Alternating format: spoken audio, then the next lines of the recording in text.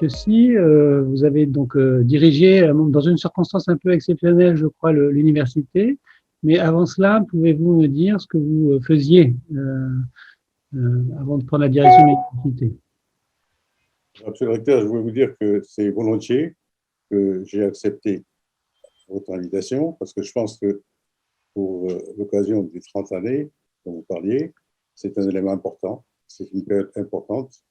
Donc, dans la mesure où je peux apporter une contribution personnelle, c'est volontiers que je le fais.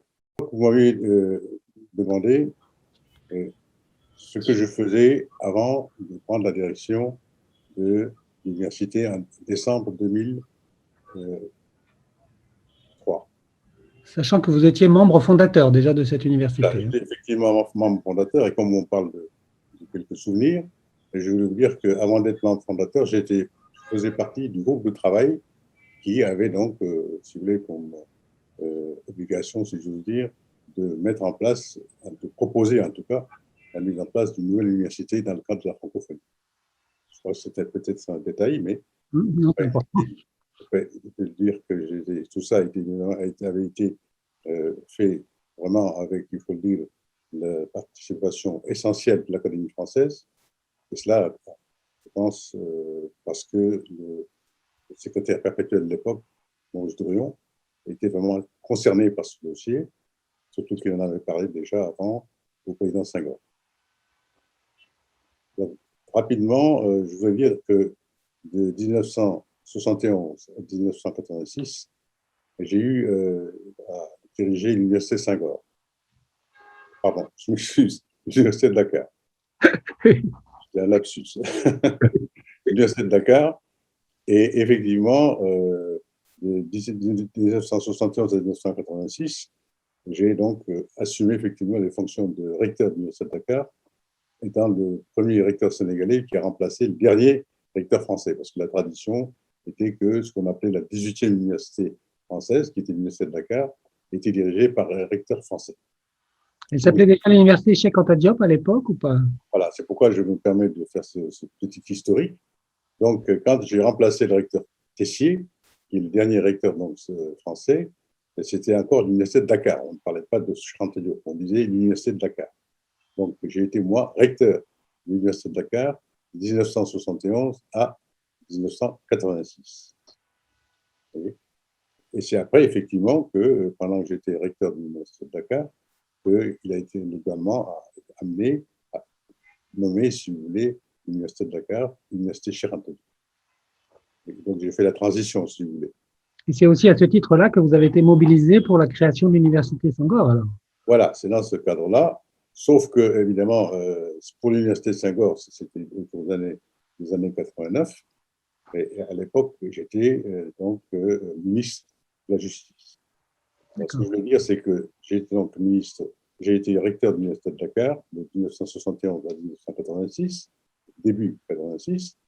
Et pendant cette période-là, l'université de Dakar a été également amenée à participer à l'activité, à la création pratiquement, entre guillemets, de l'université d'Alexandrie, de l'université, pardon, Senghor, à Alexandrie. l'université, si vous voulez, qui a été mise en place par l'université par les Nations Unies à Tokyo, oui. Pendant cette période 1971-1986. C'est ainsi que, en tant que recteur de l'université de Dakar, j'ai été membre du conseil d'administration de l'université des Nations Unies, qui était donc installée à Tokyo. Donc, de 1971 à 1986, donc j'ai eu évidemment à m'occuper de cette transition qui se faisait entre l'ancienne université, disons, française, pour aller vite, et l'université sénégalaise. Ensuite, en 1986, début 1986, le président de la République de l'époque, le président Abdou Diouf, m'a appelé au gouvernement comme ministre de la Justice, garde des Sceaux. Et donc, occupé les fonctions de ministre de la Justice du Sénégal de 1986 à 1990. Bon, ensuite, il y a eu un remaniement ministériel qui a fait que j'ai quitté le ministère de la Justice pour rester toujours dans le gouvernement, mais en tant que ministre spécial, conseiller spécial du gouvernement, pendant donc 90. Et ensuite, après également la un nouveau remaniement, j'ai quitté donc le gouvernement en 1990 et le président Abdou Diouf m'a nommé comme ambassadeur du Sénégal en Grande-Bretagne. Ce qui fait que de 1990 à 1993, j'ai assumé donc les fonctions d'ambassadeur du Sénégal à Londres. Ensuite, en 1993, le président Abdou Diouf a pensé que je pouvais me rapprocher de lui parce qu'il y avait certaines questions qu'il voulait traiter. Il souhaitait que je sois à côté. C'est ce qui fait que j'ai quitté donc, le poste d'ambassadeur, si vous voulez, en 1993, pour rentrer au Sénégal. Donc là, je suis resté de 93 à 97 auprès du président de la République. Donc, et c'est en 1997 que j'ai eu à assumer les fonctions de médiateur de la République, de 1997 à 2003. Car ce poste, c'est un poste de 6 ans que j'ai assumé donc pendant cette période-là.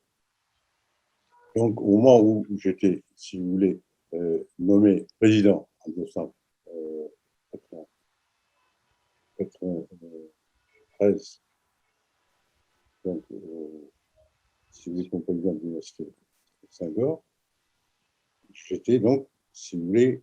2003, là, c'est en 2003. 2003, pardon. En 2003, donc, j'ai été nommé président donc, de l'Université Senghor. Et c'est pendant cette période-là que, effectivement, il y a eu cette situation un peu particulière, exceptionnelle, qui a fait que le recteur Constant a quitté son poste. Et il a fallu que le conseil d'administration avise, en quelque sorte. C'est ainsi que, tout en étant président de l'université, le conseil d'administration m'a demandé d'assumer les fonctions à titre intérimaire de recteur de l'université de Senghor. Voilà un peu la situation où je me trouvais, un président de l'université et à titre intérimaire de mai à septembre 2004, si vous voulez, recteur de l'université de Senghor. Voilà un peu la situation. D'accord, donc vous étiez président en exercice, en fait, ça, depuis un petit moment. À partir de décembre 1993. Entre-temps, il y a eu donc ce changement qui a fait que le recteur Constant a quitté donc Alexandrie. Et c'est pendant cette période un peu limitée, de mai, si vous voulez, que j'ai assumé un peu l'intérim de 5 mois à peu près, vous voyez, pour permettre au conseil d'administration de nommer un nouveau recteur. Voilà un peu la Vous êtes venu à Alexandrie à ce moment-là. Vous étiez à Alexandrie pendant cette période. Voilà, donc, pendant cette période, évidemment, j'étais obligé de résider à Alexandrie. Pendant de mai à septembre, si vous voulez, j'ai résidé à Alexandrie, ce qui m'a permis, bien sûr, de faire fonctionner l'université en essayant de faire le maximum, mais préoccupé, évidemment, par l'idée de trouver un nouveau recteur. Voilà un peu, si vous voulez, le contexte dans cette période-là. D'accord. Donc, vous connaissiez bien sûr l'université, vous en étiez le président, vous étiez membre fondateur, etc. Mais vous n'aviez pas encore résidé longuement à Alexandrie avant d'occuper cette fonction de recteur intérimaire. Donc, quand vous êtes arrivé ici physiquement, qu'est-ce qui vous a le plus surpris, le plus étonné au moment de prendre cette responsabilité? Alors donc, je crois que ce qui est surtout important, c'était le fait que, si vous voulez, ce n'était pas évident d'avoir une université à Alexandrie à l'époque dans le cadre de la francophonie. Oui. Alors, ce qui est important aussi, c'est que mon groupe de travail, si vous voulez, faisait son travail. L'idée, c'était de dire qu'il faut créer une université qui ne fasse pas un peu double emploi avec les universités classiques de la francophonie, en Afrique en particulier. Alors, je crois que c'est ce point-là qui était le plus important. C'est ce qui fait que dès le départ, le groupe de travail a mis l'accent sur l'aspect professionnel, en disant on va faire venir des jeunes gens, des jeunes filles, des jeunes étudiants pour les former pour le métier, en quelque sorte. C'était des études qui mettaient l'accent sur le métier. Ce n'était pas une université classique, si vous voulez, que nous connaissons. Alors, je crois que ce qui était le point important, c'est que, en particulier avec le recteur Sec, qui a fait 10 ans, et qui a eu le temps donc pratiquement de véritablement mettre en place l'université, ce qui ne limite pas évidemment le mérite de ses prédécesseurs, en particulier le président Tapatoni, qui avait été l'homme qui a mis en place véritablement l'université, tout en disant d'ailleurs qu'il met en place l'université, il ne resterait pas. C'est ce qui fait qu'on a eu des recteurs qui se sont succédés assez rapidement. Vous me dites que vous en avez interviewé à l'époque. Donc, ce qui est important surtout, c'est que je pense qu'il fallait, en tant qu'intérimaire, faire le maximum pour faire fonctionner l'université en attendant que nous ayons un nouveau recteur. C'était vraiment ça l'essentiel. Et de ce point de vue-là, je dois dire que le recteur intérimaire a été amené effectivement, sur mandat du conseil d'administration, de s'occuper d'un peu plus près de l'activité des départements. C'est ainsi que, personnellement, j'ai été amené à un moment donné à essayer de trouver une solution, sur mandat donc du conseil d'administration, pour que 3 départements qui posaient quelques problèmes, c'était pas grave. Enfin, il y avait quelques petits problèmes d'interprétation de certaines dispositions, et le conseil m'avait demandé donc de négocier en quelque sorte, entre guillemets, avec les 3 chefs de département qui devaient quitter leur poste et que ça se fasse dans les meilleures conditions possibles. C'est ainsi donc que j'ai été amené effectivement à négocier avec ces 3 chefs de département pour qu'ils puissent quitter leur poste dans de bonnes conditions et rentrer donc dans l'université d'origine. Je pense que ça, c'était un aspect assez important. Oui. D'accord. Donc, au moment où vous prenez vos fonctions d'intérimaire, recteur intérimaire, dont vous connaissiez bien sûr l'université dans ses principes, mais sur le terrain, vous êtes arrivé donc dans un terrain à un moment donné quand même qui était, disons, difficile. Difficile, exactement. Et c'est ça qui... Mais je pense que ce qui était important, c'est qu'il y avait une bonne volonté partout, aussi bien, si vous voulez, des membres du conseil et des chefs de département. Je pense que c'est ça qui a fait que j'ai pu, si vous voulez, faire fonctionner l'université en tant que recteur-président, en quelque sorte, avec vraiment, je crois, une bonne volonté de part et d'autre, du côté des chefs de département et du conseil. Mais dans son organisation, est-ce que l'université, vous avez été quand même surpris ou étonné par certaines modalités de son organisation, par la manière dont elle fonctionnait en pratique? Est-ce que vous n'étiez pas surpris spécialement? Vous connaissiez déjà ça? Quand même, si vous voulez, avec l'expérience de l'université de Dakar, je savais que chaque université a sa personnalité, hein, c'est tout à fait normal.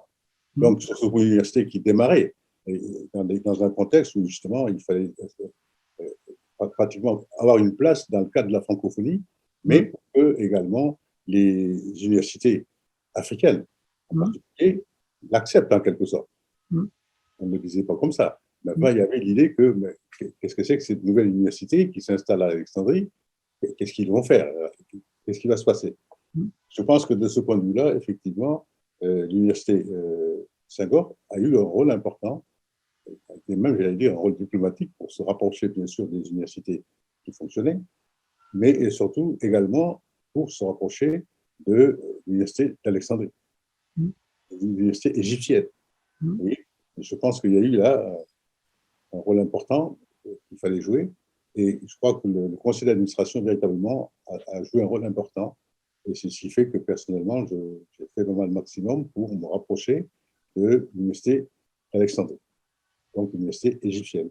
Donc, je pense que de ce point de vue-là, c'était important au moins de s'installer, d'avoir le contact avec le monde universitaire égyptien. Et je crois que de ce point de vue-là, le conseil d'administration vraiment a fait ce qu'il fallait faire.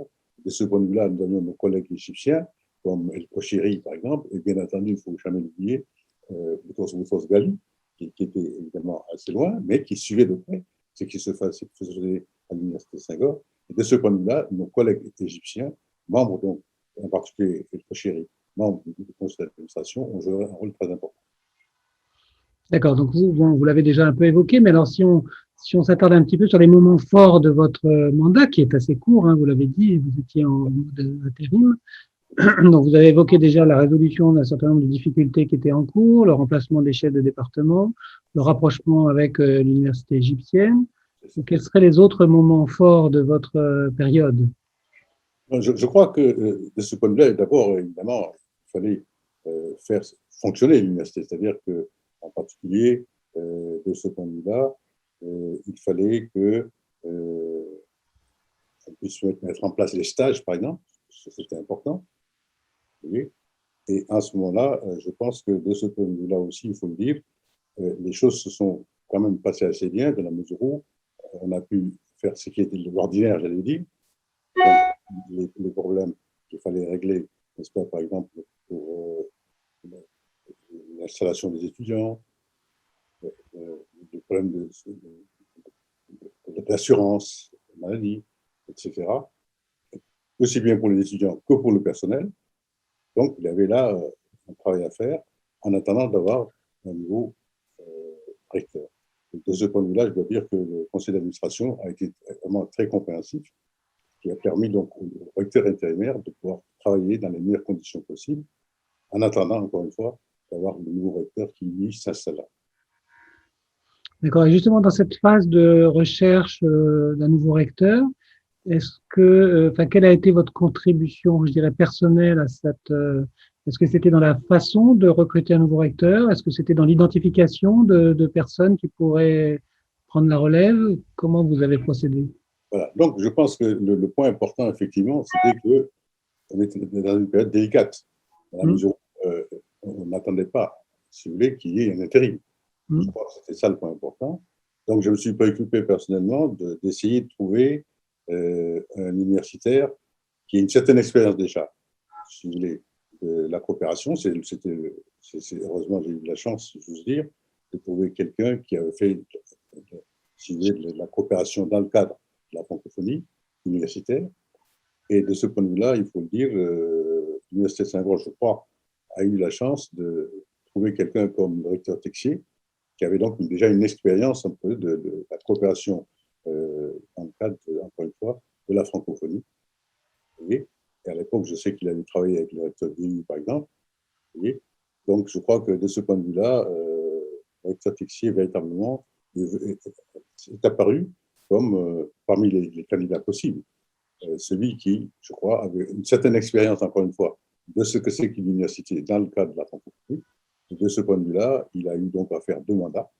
Et personnellement, puisque j'étais toujours dans le cadre de l'université, je n'ai eu qu'à me réjouir, si vous voulez, du fait que le conseil d'administration a pu le nommer comme recteur remplaçant de recteur constant. Très bien. Donc, c'est vous qui l'avez Donc, j'ai trouvé, fait les démarches qu'il fallait mais, faire.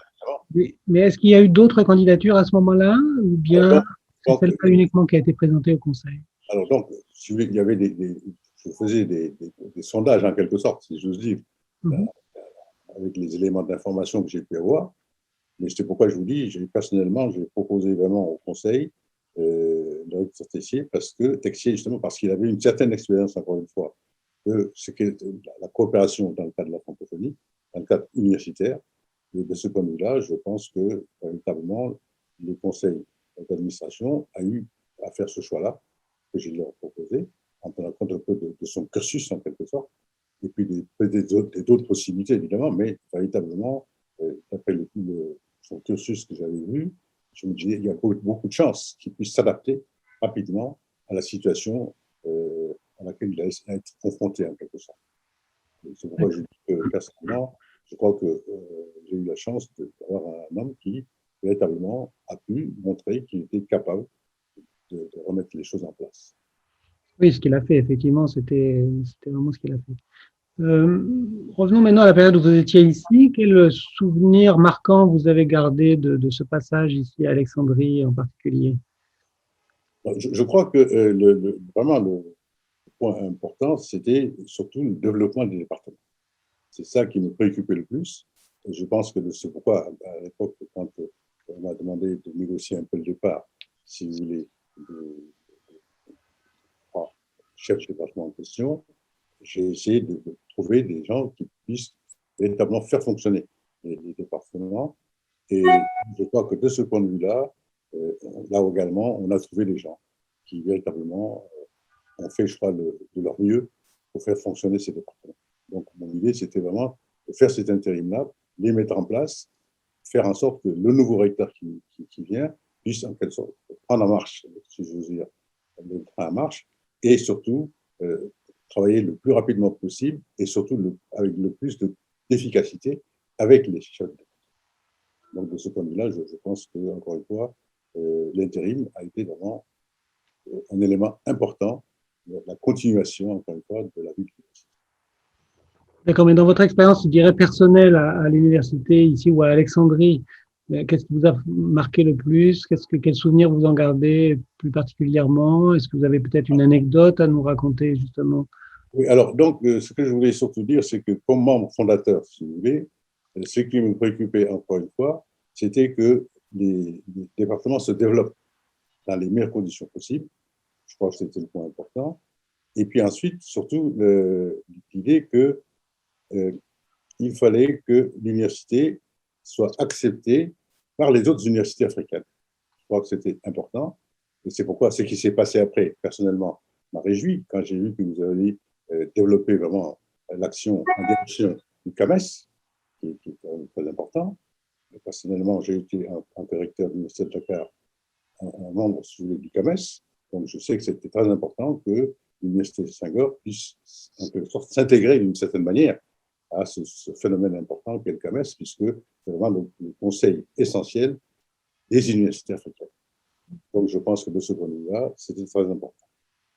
Ensuite, vous me demandez est-ce qu'il y avait une anecdote éventuelle. Effectivement, au moment où on installait l'université, nous avons eu l'occasion d'avoir un déjeuner. Et pendant ce déjeuner, donc on se posait la question de savoir bon, comment est-ce qu'on allait mettre en place un peu le document. Et le secrétaire perpétuel de l'Académie à l'époque, Maurice Drouillon, a proposé qu'on solennise un peu le document en disant il faut que nous ayons un parchemin. Il ne faut pas que ce soit un papier ordinaire, il faut que ce soit un parchemin. Pourquoi un parchemin? Parce que nous sommes en Égypte. Et je pense qu'effectivement, c'est une manière un peu de rendre hommage. Papyrus, alors, presque. Alors, ça, c'est Maurice Drouillon qui a eu cette idée-là, en disant, mais attention, nous sommes en Égypte. Je pense qu'il faut que nous rendions hommage quand même, pharaon, d'une certaine manière. Voilà un peu l'idée, et tout le monde, évidemment, s'est incliné en disant, monsieur le secrétaire perpétuel, vous avez raison. Donc, on utilisera un parchemin pour rédiger, en quelque sorte, la charte de l'université Senghor. Voilà d'où est partie l'idée. Mais alors, ce document, il existe, quoi, ça me dit rien. Théoriquement, il doit exister. Il faudrait peut-être chercher dans les archives, mais en principe, il doit exister. Vous parliez de charte de l'université. C'est quoi? C'était des principes qui étaient. Il y avait des principes, mais il y a aussi le texte lui-même, si vous voulez, l'organisation de l'université, etc. Oui, ça dont on dispose, effectivement. Exactement, c'est ça. Donc, tout ce qui concernait en quelque sorte l'université devait, véritablement, donner un caractère solennel, si vous voulez, à cette création. Et pour lui, c'était le parchemin. Donc ça, c'était à la naissance de l'université. Vous étiez membre fondateur, donc vous étiez présent. Mais pendant la période où vous êtes ici, est-ce qu'il y a un souvenir marquant, une anecdote, quelque chose dont vous avez gardé vraiment le souvenir intense En tout cas, une rencontre peut-être avec des gens d'ici, je ne sais pas. Ah, bien sûr, je pense qu'effectivement, l'université, de ce point de vue-là, ce que je veux dire, c'est que il fallait que l'université se développe avec sa propre dynamique. Il fallait qu'elle soit acceptée aussi par les autres universités africaines. Et c'est pourquoi je vous dis, le fait qu'avec le temps, vous ayez pu véritablement prendre contact et surtout collaborer avec le CAMES m'a été, pour moi, apparaît comme un tournant très important pour l'Université Senghor. Même si l'Université de Senghor a vraiment un caractère très particulier dès le départ. Mais j'ai vu qu'avec l'évolution, en particulier sous votre, j'allais dire, mandat, pour si vous voulez, le membre fondateur que je suis, c'est véritablement une révolution, entre guillemets. Parce que je pense que vous avez vraiment pris le train en marche et surtout vu qu'il fallait développer cette université dans une dynamique donnée. Et de ce point de vue-là, évidemment, j'en profite pour vous féliciter parce que je pense que véritablement, l'université que moi j'ai connue, si vous voulez, dans ces années-là, 2003-2004, l'université Senghor actuelle, véritablement, c'est presque une révolution. C'est gentil, mais en tout cas, je crois que chaque recteur essaie de donner son impulsion aussi. Voilà, je sais, mais je veux dire que nous sommes là dans un monde tout à fait normal. le phénomène actuel est tout à fait normal. Mais je veux dire que personnellement, ce qui me frappe actuellement, puisque je continue à, à participer en quelque sorte à la vie de l'université dans la mesure où je suis membre du conseil d'administration, je pense que véritablement, pour moi qui ai vécu le début, si vous voulez, les débuts de l'université actuelle, il y a véritablement une forme de révolution, entre guillemets, sans exagérer. Ouais, c'est gentil. Euh, En tant que à la fois membre fondateur et puis aussi recteur par intérim à un moment donné, qu'est-ce que vous auriez aimé réussir à faire, mais que vous n'avez pas pu, que vous n'avez pas vu finalement se faire ici à l'université? Alors, je crois que pour moi, il y a une chose qui me paraît vraiment importante, c'est que j'aurais voulu que les États africains, qui n'envoient pas des étudiants, mais ce sont des étudiants qui viennent, mais quand Hum, même, qui viennent d'un pays. hum, Je pense que, personnellement, à l'époque, j'aurais voulu que les États africains qui n'envoient pas, mais dont les sortissants viennent à l'Université de Senghor, fassent un effort pour participer au fonctionnement financier de l'université. Ça, c'était vraiment un de mes. Là, vous avez vous-même essayé d'impliquer des études, des États. Vous pensez qu'on n'y arrivera jamais, que c'est difficile? Voilà. C'est pourquoi je disais qu'à l'époque, j'aurais voulu le faire pendant que j'étais, si vous voulez, président de l'université ou même intérimaire comme recteur. Mais je pense que l'idée me paraît toujours actuelle. Hum, C'est pourquoi j'ai eu l'occasion récemment de prendre contact avec un chef d'État, un ancien chef d'État africain, qui connaît bien l'université, pour lui dire que véritablement, je pense qu'au moment où nos amis nous aident, il est bon que nous fassions nous-mêmes un effort, même si c'est symbolique, pour apporter une contribution financière au fonctionnement de l'université.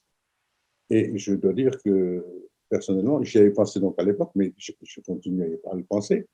C'est pourquoi ce chef d'État m'a dit effectivement que j'avais raison, qu'il va voir, selon ses relations, en quelque sorte, comment m'aider à ce qu'on arrive à mettre en place cette idée. Et selon vous, quelle serait l'instance ou le cadre par lequel on pourrait le faire? Est-ce que c'est par le cadre de l'OIF, de la francophonie, je dirais, dans le cadre du sommet ou d'une instance de l'OIF? Est-ce que c'est dans un cadre purement bilatéral entre l'université et les différents États? Comment vous imaginez qu'on puisse le faire et faire adhérer finalement l'ensemble des pays à cette idée-là? Si vous pouvez le faire, ou si on peut le faire dans ce cadre-là, c'est l'idéal, effectivement. Mais je me disais simplement, en attendant éventuellement qu'on arrive à cette formule-là, je pouvais peut-être me rapprocher euh, du chef d'État que j'ai eu l'occasion de connaître justement dans d'autres occasions, pour les sensibiliser en quelque sorte. L'idée que véritablement, avec tout cet effort qui est fait, qui continue à être fait par nos amis, soit contributeurs actuels, je pense que symboliquement, même si un État pouvait prendre l'initiative de faire cet effort-là, ça pourra développer ce que vous dites. Mais dès le départ, mon idée était beaucoup plus modeste. Simplement, c'est d'essayer de voir un chef d'État qui connaît bien la francophonie pour lui dire, mais président, moi je pense que quand même, on pourrait faire cet effort-là. Et je pense que c'est bien perçu par mes partenaires qui actuellement permettent à l'université, n'est-ce pas, de fonctionner. Et je crois que de ce point de vue-là, encore une fois, j'ai l'espoir que ce chef d'État qui connaît bien ses anciens collègues, en quelque sorte, peut peut-être nous aider. Encore une fois, sans exclure l'idée que vous avez. Mais moi, mon idée, c'est plus modeste, c'est-à-dire que quelqu'un qui connaît bien la situation, peut-être peut nous aider à effectivement faire aboutir cette idée. Parce que pour moi, c'est très important. Il faudra que vous m'en disiez plus. On pourrait faire de ce chef d'État ou cet ex-chef d'État, si je comprends bien, un ambassadeur spécial de l'Université Senghor, peut-être, pour plaider notre cause auprès d'autres pays. Voilà, c'est pourquoi je me suis adressé, si vous voulez, à ce chef d'État, encore une fois, qui connaît bien l'Université Senghor et qui, bien entendu, connaît bien la francophonie. Donc, je me suis dit, peut-être qu'il peut nous aider et, à approcher certains chefs d'État pour justement faire, même si c'est symbolique, faire un geste dès le départ, ce qui n'exclut pas ce que vous dites, ça veut dire qu'il y ait quelque chose de beaucoup plus formel, en quelque sorte.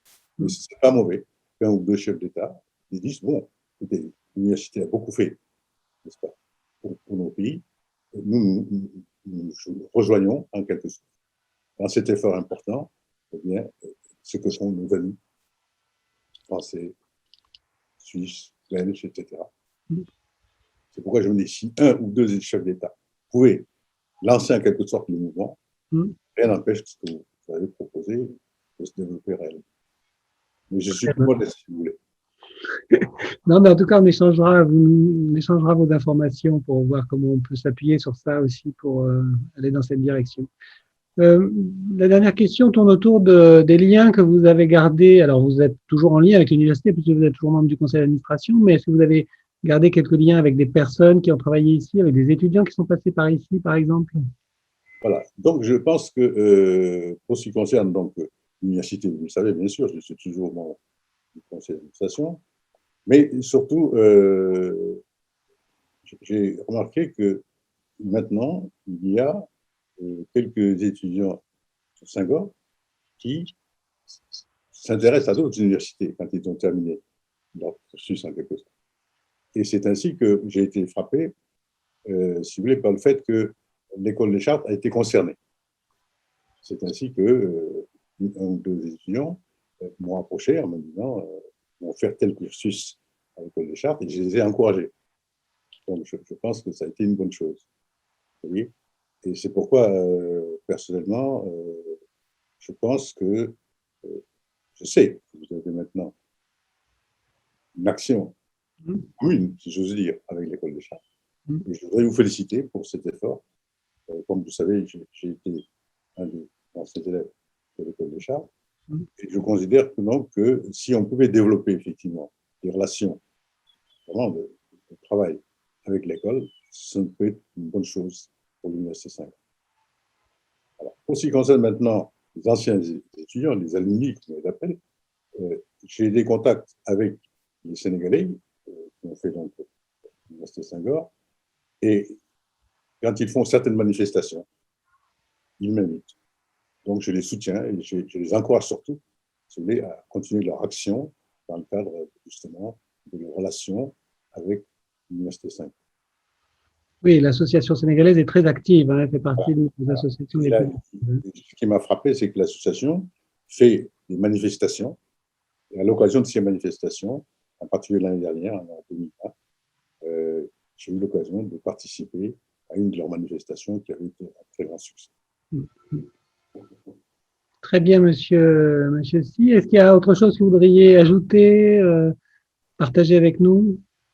Partager avec vous, bien sûr. Je suis personnellement très touché que vous ayez pensé à moi, faire un témoignage en quelque sorte, dans le cadre de ces 30 ans. Et de ce point de vue-là, je ne peux que vous encourager à continuer dans ce sens-là. Et personnellement, ça c'est une note un peu spéciale.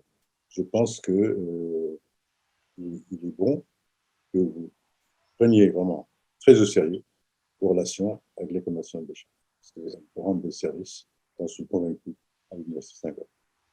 Non, mais je crois qu'il y a un beau projet là qui est porté par le département culture, avec plusieurs activités qui sont en cours avec eux. Et effectivement, je pense que c'est un partenariat qui a vocation à durer encore. C'est ça. Vous savez qu'on a fêté le 200e anniversaire de l'École des Chartes. Oui, c'était le bicentenaire cette année, je crois. Donc, je pense que c'est une bonne occasion je sais que vous avez commencé, mais de continuer cette collaboration. Très bien. Bah, écoutez, merci beaucoup, monsieur Si. Je vous ferai parvenir l'enregistrement de cet entretien, comme ça vous pourrez le revoir. Et puis, j'espère qu'on vous verra prochainement au prochain conseil, à la prochaine réunion du conseil. Je le souhaite aussi. En tout cas, merci encore une fois. Merci à vous et bonne fin de journée, bonne continuation surtout. Au revoir. Je vous en prie, à bientôt.